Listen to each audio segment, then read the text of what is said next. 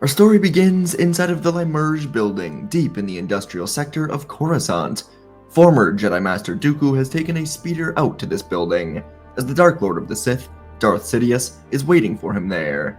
Dooku thinks he is fully committed to the dark side after years of turmoil, and he questions about where his loyalties lie. In recent months, he has overseen the completed process of purchasing the clone army for the Jedi Order. The Kaminoans went right along with it as long as they get paid, and Dooku's immense fortune on Sereno was more than enough to get the job done. The worst part for Dooku was having to oversee the death of his old friend, Sifo Dyas, and today, Dooku was recalling that painful mission. Dyas was on a mission to Obadiah to try and quell the growing tensions between the Pikes and other crime syndicates when he was rerouted to Felucia. But of course, he would never make it. Dooku paid the Pikes handsomely to shoot down his ship, and Sifo Dyas would die on that Obadiah moon.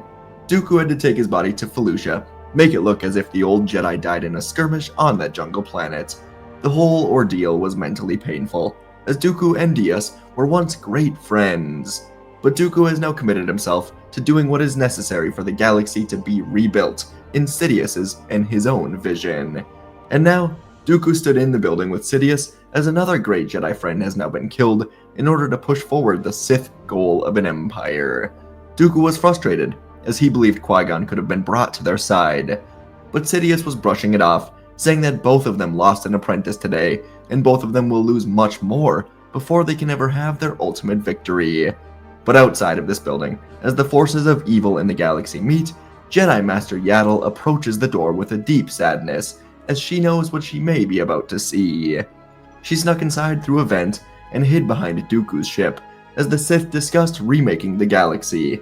And now, Yaddle knew that Qui-Gon was right. The Sith have returned, and they were hiding right here on Coruscant, with Dooku as an ally. Yaddle looked to her lightsaber, then out of the hangar window towards the Jedi Temple. The Jedi Council members were scheduled to leave for the funeral on Naboo any moment. Perhaps they are already gone, and Yaddle had to make a choice. Part of her wanted to jump out, ask Dooku to come back to the light. They can fight this Sith together. But as the wind blew outside of the hangar, it was as if a voice was whispering to her to go to Yoda. And she closed her eyes, realizing Dooku may already be gone, and she quickly ran and climbed back through the vents, making her way back to her ship. Yaddle got into the ship and pulled it away from the old buildings that she landed on, and she took a route to avoid being spotted by the Sith. But inside of this old building, the echoing sound of a ship could faintly be heard as it took off. Sidious told Dooku to be silent, and he moved like a shadow to the window. Out in the distance, along the old buildings, one of them was creaking and groaning as if it were settling back into place, as if something just took off from it. And Sidious bared his teeth in anger, turning quickly, firing a strong jolt of lightning right into the chest of Dooku, and Sidious threw him hard into his own ship. Dooku let out a pained groan as Sidious demanded to know if he has been betrayed, or if his apprentice is simply foolish enough to not know when he is being tailed. Dooku put his hands up, begging for forgiveness, saying he will make this right. But Sidious lifted him up by the throat, saying perhaps it was his own mistake to ever think a former Jedi could be his ally. And right before Dooku would die, Sidious let go, dropping Dooku back to the floor, saying he will soon have a chance to prove himself once and for all, as their plans will crumble away if they do not emerge from this day victorious. And Dooku, trying to find his breath once more, told Sidious he will do whatever he asks. The Dark Lord turned, telling Dooku they have work to do in here, and in the Jedi Temple, the transport taking the council members to Naboo began to rise out of the temple hangar when a Jedi ship got in the way, and Yaddle made contact with this transport, telling the counselors she must speak with them immediately. Yoda had the ship land and the ramp lowered, so Yaddle could run inside of it, and Yaddle looked to see Yoda, Windu, Plo Koon, Ethkoth, Depablaba, Sazitin, and Ki-Adi-Mundi were on this transport ship. Yaddle went over everything she saw, Dooku speaking with a hooded man in a building that was so full of the dark side of the Force that it was nearly suffocating. She was sure that this had to be a Sith, and Yoda looked to Windu, saying the warrior on Naboo may have been the apprentice, while the master resides here on Coruscant, recruiting a new apprentice in Dooku. And after a quick discussion, the Jedi knew one thing for certain. They must destroy these Sith before their dark grasp on the Force overtakes the galaxy. And so the Jedi would get into smaller, more agile speeders and ships as they took off towards the building that Yaddle was now leading them to. And as they entered the industrial sector, Windu activated the comms and made sure that everyone knew their mission. The building was tall with many levels. The Sith could be anywhere by now, but they must be prepared to do what is necessary. They split up into 4 groups of 3, and they infiltrated different areas of the building. On the bottom level, Mace Windu, Yoda, and Plo Koon entered through a back entrance to find what was once the lobby of this building. At first glance, it was clear the building was once a manufacturing area for weapons or ships of all different types, and this also appeared to be the headquarters for the surrounding factories. Of course, that was long ago, and now the darkness was the only thing that could be felt. The silence itself was eerie, as Plo, Windu, and Yoda ignited their blades and searched for any sign of the Sith. One level up, where parts of old ships were strewn about, Depa Billaba, Eathcoth, and Yarael Poof had their own sabers ignited as they looked around. There was no sign of Sith, and all 3 of them had to hide their fears about what could be waiting for them. And another level up, where old weapons machinery was now shut down, Adigalia, Oporances, and Evan Peel were walking around, searching for anything. And in the hangar area where Yaddle first saw Dooku and the Sith Master, Ki-Adi-Mundi, Saesee-Tin, and Yaddle herself were here searching the hangar. Dooku's ship was still here, but there was no sign of anything else. And once their search was complete, Yaddle, Tin, and Mundi went to check in on the second level, but their comms received no answer. Mundi said he has a bad feeling about this, and they got to the lift, descending down 1 level. It was dark, lit up only by emergency lights, but the 3 Jedi ignited their blades and called out for their fellow council members. Again, to no response. So they began making their way through this level until Saesee-Tin came to a halt, his face suddenly showing a ton of fear as he found the 3 Jedi, Adigalia, Oporances, and Evan Peel, all of them dead with lightsaber wounds cut through them. Saesee quickly grabbed his comm and he called to the other Jedi throughout the building, but all he got back was static. Somehow, their comms were now being completely disrupted, and he looked to Yaddle and Mundi before exclaiming this was a trap, and they need to get out of here immediately. The 3 of them ran back to the lift, but it was too late. They were trapped as a blast door controlled from elsewhere suddenly shut them off from the lift, and from the vents now came some sort of poison gas. 1 level below them, Depa Billaba, Eathcoth, and Yarael Poof were all trying to get their comms back online, when the doors to the other levels of this area closed as well, and they feared it could be a trap as they plunged their sabers into it, trying hard to escape. And back on the bottom level, Yoda, Mace Windu, Plo Koon found a hidden exit in the floor that led them deep into an intricate tunnel system underneath Coruscant. And so, the 3 Jedi entered the tunnels, where at the end of the long tunnel, a hooded man with 2 red lightsabers ignited was standing there, waiting, laughing. So Yoda and Plo and Windu ignited their blades, running at this Sith, only for them to realize now they were goaded into this on purpose. Outside of these tunnels, a sudden rumbling could be heard, as Dooku flew a warship that Sidious had stored here, and with 9 Jedi still in the building, either dead, trapped, or knocked out from the gas, Dooku fired missiles right into the base of the building. The Sith knew that Yoda, Windu, and Plo could have limited this destruction, but with them no longer in the building, this was an easy collapse. The Limerge building erupted from the bottom up, collapsing completely in a storm of debris, as all of the council members, aside from Yoda, Windu, and Plo, were now gone. And the 3 survivors could feel this sudden wave of death hit them hard as the Sith at the end of the hallway continued to laugh, saying that they now too will meet their destiny. From behind them, a blue lightsaber ignited, as Dooku was here to aid his new master. Yoda turned, telling Dooku he does not need to do this. He can still come back, do what is right. But Dooku said he is doing what is right for the galaxy. So Yoda, Windu, and Plo all ignited their blades, turning to face the Sith. Yoda moved towards Dooku, while Plo and Windu moved towards Sidious. The shadows flickered around as Sidious's dual red sabers illuminated the dark corridors of Coruscant's tunnels. Windu and Plo were moving together, their lightsabers now slamming against Sidious's as they were weaving together, putting together an expert counter to the power of the dark side. But Sidious is relentless in his attack back at the Jedi. His strength, his agility, they seem to flow with the shadows themselves as he lashes out with more ferocious speed, his strikes precise, strong, using both blades to keep the Jedi Masters on edge. And each time Windu or Plo advanced, Sidious would send a surge of Force lightning into the surrounding metal pipes, rupturing them, filling the tunnel with bursts of steam that burn and disorient the Jedi. Windu had to clench his jaw. He was unwilling to retreat as Sidious kept pressing forward, his laughter echoing off the cold walls, his screams of glee as he just kept clashing and clashing with the two Jedi.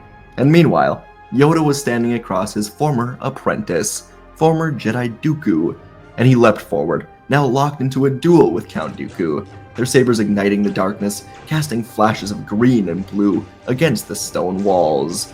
Dooku's attacks were elegant, they were refined, but they were different than when he was a Jedi, different than the many times he and Yoda sparred as Master and Padawan. His anger in the dark side blended perfectly with his practiced elegance, and each strike was a measured test, challenging Yoda's defenses and his own skill. But Yoda's movements were swift, unpredictable, his mastery evident in every dodge, every counter.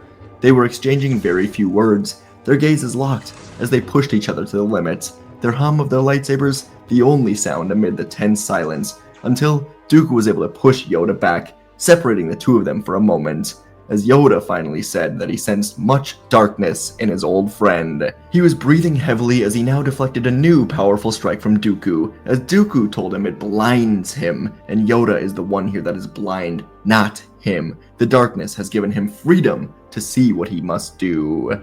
And back in Sidious's tunnel, Plo and Windu were adapting to his strategy, coordinating their attacks, as Sidious tried to dance between them, and Sidious was prepared. With a flick of his wrist, he sliced into a row of overhead pipes, sending molten sparks cascading down on the Jedi.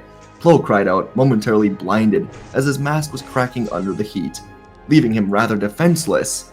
Windu lunged to shield him, but Sidious was quicker, slashing Windu across the shoulder, forcing him down to the ground. Plo staggered back to his feet, lunging to protect his fallen Jedi friend, but Sidious's sabers cut through Plo, a final stroke, and Plo Koon fell to the floor, leaving Windu alone to face the Sith Lord with a gash already in his shoulder. Yoda, sensing the shift in the Force, was able to gain an extra burst of strength. He disarmed Dooku in a quick maneuver, his saber flashing as it knocked Dooku's weapon from his hand, leaving the Count defenseless. Yoda did it. He was still the Master. Breathing heavily now, Dooku looked down, defeated, and he put his hands up in a sign of surrender. Yoda shook his head, telling Dooku this was never the way, and he turned his back on his old friend to go and save Windu. But this was what Dooku was hoping for. Treachery was the way of the Sith, as he now sprayed heavy lightning out of his fingertips.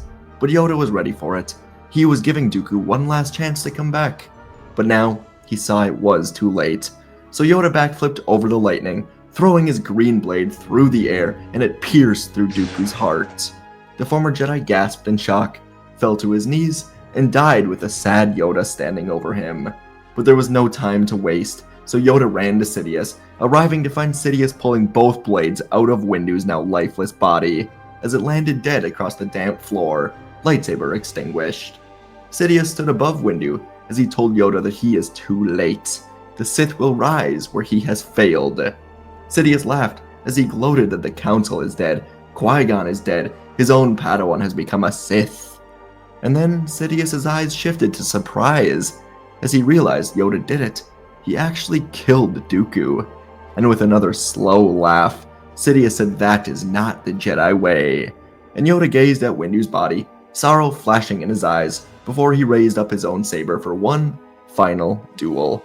Yoda could feel the anger, the pain, the aggression burning inside of him, and he made no effort to hide it this time. The Sith has already caused so much death. It must be stopped, now. However, it must be done. And Sidious sensed this shift, as the smile on his face was replaced by a sudden fear, as Yoda launched himself off of the wall, immersed in darkness, and these dark powers that were hidden deep inside of Yoda allowed him to kick Sidious hard in the chest, causing him to crash into the wall. Perhaps Sidious's greatest accomplishment would be pushing Yoda so far that he embraced the dark side. But Sidious would not live long enough to tell anyone about it.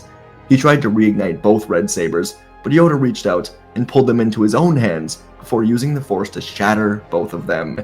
The explosion of the Kyber crystals rang through the halls, and Sidious shot lightning back out in every direction, hoping to keep Yoda away. But Yoda caught the lightning, firing it back at Sidious, who barely rolled out of the way in time to dodge it. And as Sidious landed, Yoda was already back in his face, and the Grand Master used his small green blade to just cut through the neck of Sidious. And the Sith died in 2 pieces as Yoda landed back on the floor, a feeling of guilt and shame quickly washing over him. Yoda fell to his knees, closed his eyes. As Grand Master, he allowed this to happen. He allowed Qui-Gon, Windu, Dooku, Plo, and everyone else to fall as the Sith rose from right under his nose. And to make matters worse, the head of Sidious was now revealed to be the newly elected Supreme Chancellor Palpatine. Yoda knew he succeeded in defeating the Sith, but it cost him about everything. And after a long time of sitting in this disappointment, Yoda began his return to the Jedi Temple, leaving the darkness behind. The funeral on Naboo for Qui-Gon Jinn would be rather sparse, as neither the Chancellor nor the Jedi Council would attend. They were busy. As Obi-Wan looked into the fires, he wondered if his former master was just going to be forgotten by the rest of the galaxy. And this would motivate him even more to ensure that Anakin Skywalker is trained as a Jedi. It could be the legacy of Qui-Gon that Anakin become a great Jedi in the Order, and the two of them would watch the funeral, and soon they would attend the Naboo celebration with Padme, Jar Jar, and the rest of the Naboo people plus the Gungans. It was a happy moment. While on Coruscant, Yoda delivered the tragic news to a Senate committee that included Mas Amedda, former Chancellor Valorum, Senator Bail Antilles, and Senator Ainley Team. When it was all out there, the group agreed to allow Valorum to return, at least for now, as a new election was going to be organized once the levels of corruption that allowed Palpatine to rise to power were exposed. Yoda also had to deliver the news of 12 Jedi deaths, the Council, and Qui-Gon to the rest of the Temple. If nothing else, this moment was like a reset for the Jedi Order, as Yoda saw how blinded he was to everything. And there would soon be a grand funeral, followed by 3 Grand Masters coming up instead of just 1, with Jocasta Nu stepping in as one of them, and the young but promising Kit Fisto stepping in as the other. Yoda would still feel rather hopeless for a while, as the Senate and the Jedi Order were both reorganizing, but soon a new hope would emerge that Yoda quickly knew he must take full advantage of. Obi-Wan brought back the young Anakin Skywalker, and Yoda knew that Anakin must be trained as a Jedi, and perhaps to be his eventual successor as the main Grand Master of the Order. So, Yoda and Obi-Wan would both be Anakin's master, with Yoda being the main master in the temple, and Obi-Wan being the main master in missions outside of Coruscant. The 3 of them would work rather well together to develop Anakin's skills, and throughout the years, Anakin would indeed become a great Jedi, and there would be no time for a relationship with Padme, as she was learning directly under new Chancellor Bail Antilles from Alderaan. They would soon shut down the clone army after finding out about it on Kamino. This would be one of their greatest accomplishments, as war was not imminent for the galaxy. Padme was the most promising young senator in the galaxy, and so, for years, Anakin would be primed to become the next Grand Master of the Order, while Padme was set to eventually be Chancellor in a galaxy that would soon be free of the corruption and the pain of the dark side. It cost many lives. It was heartbreaking for Yoda, but he was able to move on, accept what he did, understand why he had to do it, and eventually learn to speak with Qui-Gon Jinn, who assured him that his role in this galaxy was not one of darkness, not one of pain. The Sith rose to power. Anyone would have let it happen, but it was Yoda who was able to stop it in the end, even though it cost the lives of so many. And Yoda was able to forgive himself, as Anakin did become a great Jedi, and Obi-Wan, Yoda, and Anakin would all take seats as Grand Masters one day or another. And folks, that is our story for today. Hope you guys enjoyed this one. Yeah, let's talk about it a little bit. So obviously quite a violent story today. It's, there's different paths of what if character X told the council about Dooku or found out about Sidious. You can do it in many different ways. And, yeah, there's a lot of ways it could have gone. I decided to just go violent, just choose violence, because we haven't really done that. It could have gone, Yaddle tells the council, they find Dooku and Sidious, Sidious is arrested, maybe Dooku turns back, and, well, who knows? The Republic lives, and everything's happy. Now, everything still ends up pretty happy in this one, but I wanted to kill off 11 council members, so that's what we did. Set up a nice, horror scene inside of the Limerge building. Yeah, I thought that was a fun way to do it. kill a just 3 Jedi slice without us ever even knowing it was going to happen. Of course, I knew it was going to happen because I wrote the story, but yeah, let me know what you guys thought of it. I definitely had fun, which is a weird thing to say after killing off 11 Jedi. But anyways, I appreciate you guys. Let me know what you thought, and I'll see you in the next video.